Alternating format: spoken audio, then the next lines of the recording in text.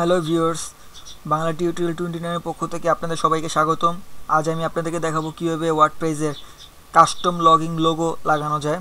তো চলুন দেখি কীভাবে করা যায় এটা।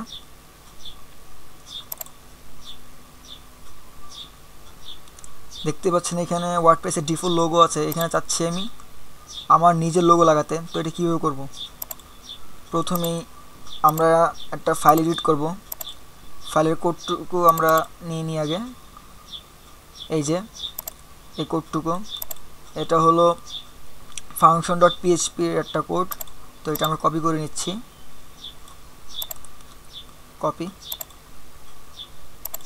তারপর আপনার সি প্যানেল থেকে, আমি এটা কমপ্লিটলি করছি, আপনারা সি প্যানেল থেকে যেতে পারেন অথবা থিম ডাউনলোড করে তাও নিতে পারেন।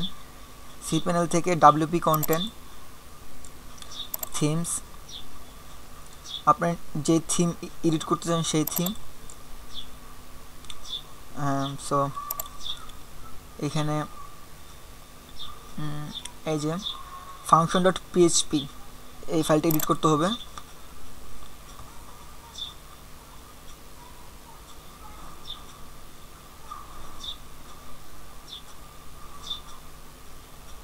হ্যাঁ, function.php। তো একটা জিনিস খেয়াল রাখবেন, এখানে যেই কোডটা আছে এই ট্যাগ, এটা পিএসপির এই ট্যাগের উপর হতে হবে।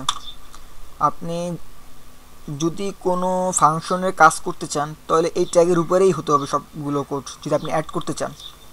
তো এখানে আমি পেস্ট করে দিচ্ছি, paste custom logging logo, save করে দিলাম।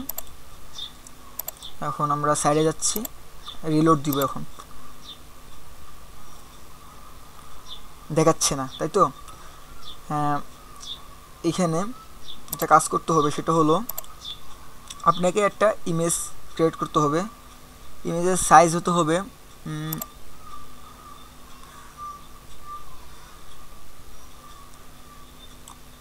হাইট হবে 100, উইথ হবে 320। তো চলুন দেখি কি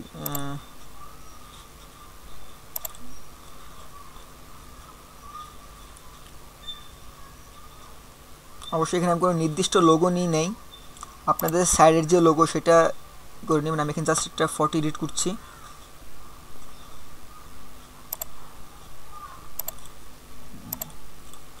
আমি এখানে দিচ্ছি 320,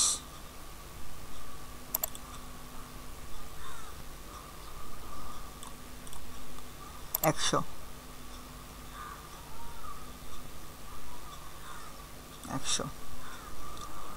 আমি সেভ করছি। অবশ্যই পিএনজি হতে হবে, পিএনজি।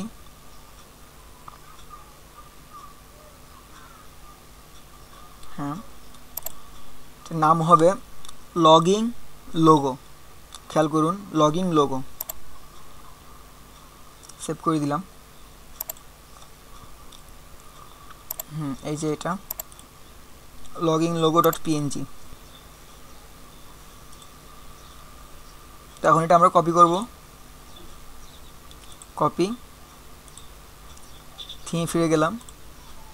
থিমের যে ইমেজ ফাইলটা আছে, যদি ইমেজ ফাইল না থাকে তো আপনি একটা নতুন ফাইল ক্রিয়েট করবেন ইমেজ নামে।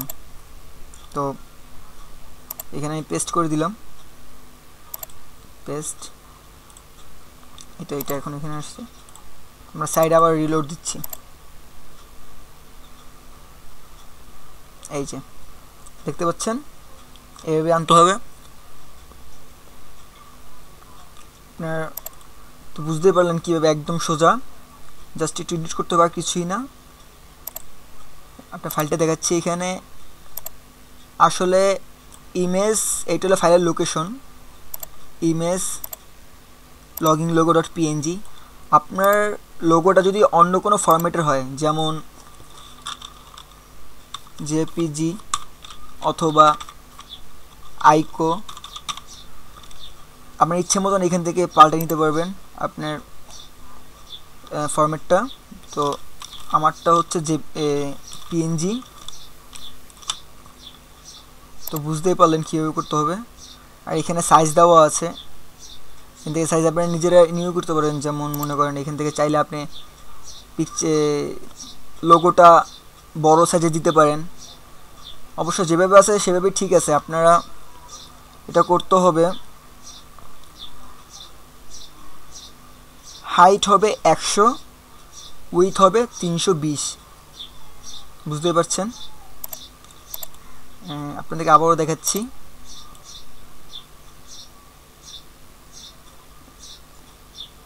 এই যে 320, 100। সো ধন্যবাদ, সাবস্ক্রাইব করুন, সামনের জন্য আপনাদের আর ভালো ভালো টিউটোরিয়াল দিতে পারি। Thank you.